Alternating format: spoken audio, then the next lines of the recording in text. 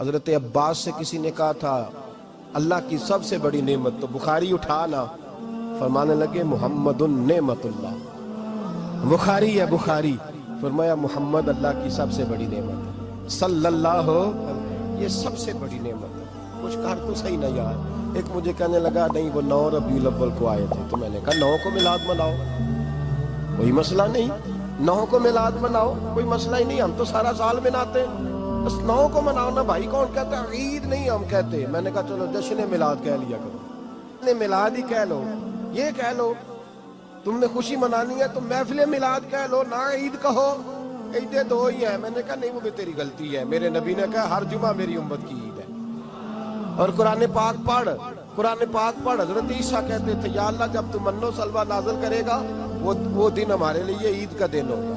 اور سیاستہ پڑھ، حضرت عمر کہا کرتے تھے جس دن دین مکمل ہوا یوم اکملت، جس دن دین مکمل ہوا یوم اکملت لکم، یہ آیتیں نازل ہوئی تو فرمایا وہ دن ہمارے لیے عید کا دن تھا۔ یہودی ہمیں کہتے تھے یہ آیتیں ہم پہ آتی تو ہم عید مناتے، یہ بھی تیری غلطی ہے کہ عیدیں 2 ہی ہیں۔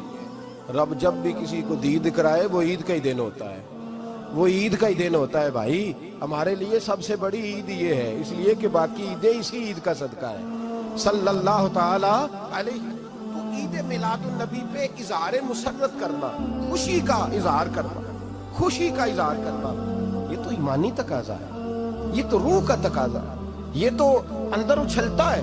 شریعت جتنی ہمیں اجازت دیتی ہے اتنا ہم کرتے ہیں، اور کوئی میلاد کی محفل میں کوئی ایسا کام نہیں ہوتا جو شریعت سے ٹکراتا ہو۔ پہلے کیا ہوتا ہے؟ تلاوت، منع ہے قرآن پڑھنا۔ دوسرا کیا ہوتا ہے؟ اتنا درجہ ہے نعت کا، اب تو نہ نعت پڑھنے والے رہے نہ سننے والے رہے، دونوں میں ہی کمی ہے۔ اور میں اکثر کہتا ہوں نعت پڑھنا اتنا کمال نہیں جتنا سننا کمال ہے۔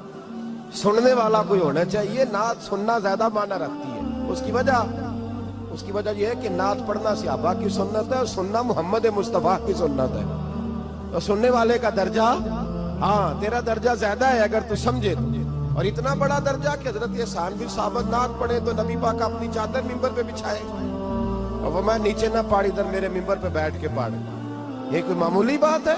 رسول اللہ کی نعت سننا، بلغ العلا بے کمال ہی کشفت دجا بے جمال ہی حسنت جمیع۔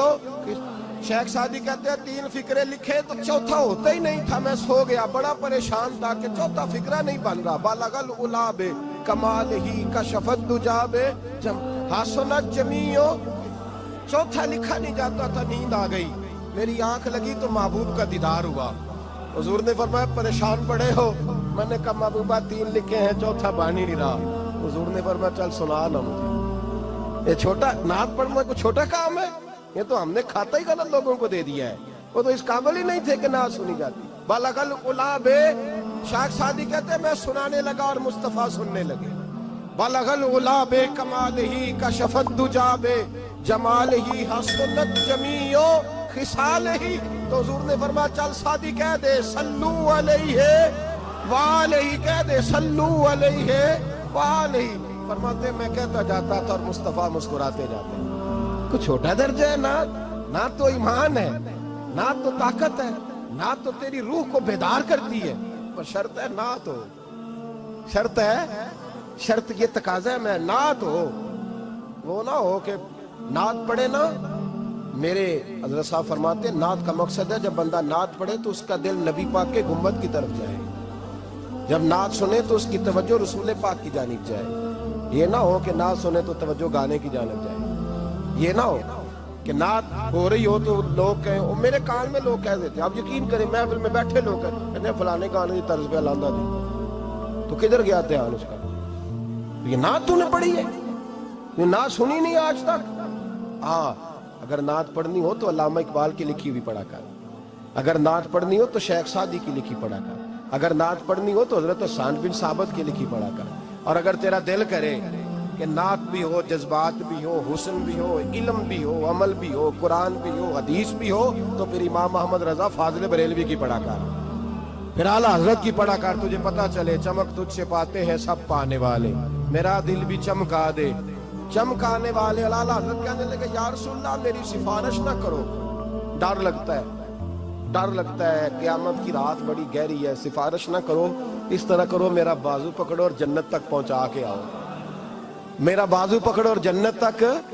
کہتے ہیں میں مجرم ہوں آقا مجھے ساتھ لے لو. سونے نہ ڈر لگتا ہے. وہ بچہ کہتا ہے میں نے نہیں باہر جانا اندھیری رات ہے، ابا جی نال چلو.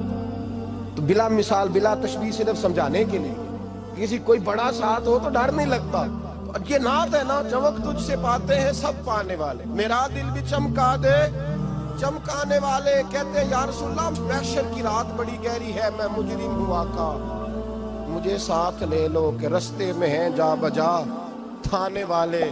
سونے جرم کر کے آیا اور پکڑا نہ جاؤں کہیں، مہربانی کر مجھے پردوں میں چھپا لے، مجھے مدثر اور مزمل کی چادر کے نیچے کر لے، میں مجرم ہوں آقا مجھے ساتھ لے لو کہ رستے میں ہیں جا بجا تھانے والے. اب پھر تڑپ اٹھے، کہنے لگے کوئی یہ نہ سمجھے وہ چلے گئے، تو زندہ ہے واللہ تو زندہ ہے واللہ، میری چشم عالم سے چھپ جانے والے، میری چشم عالم سے چھپ جانے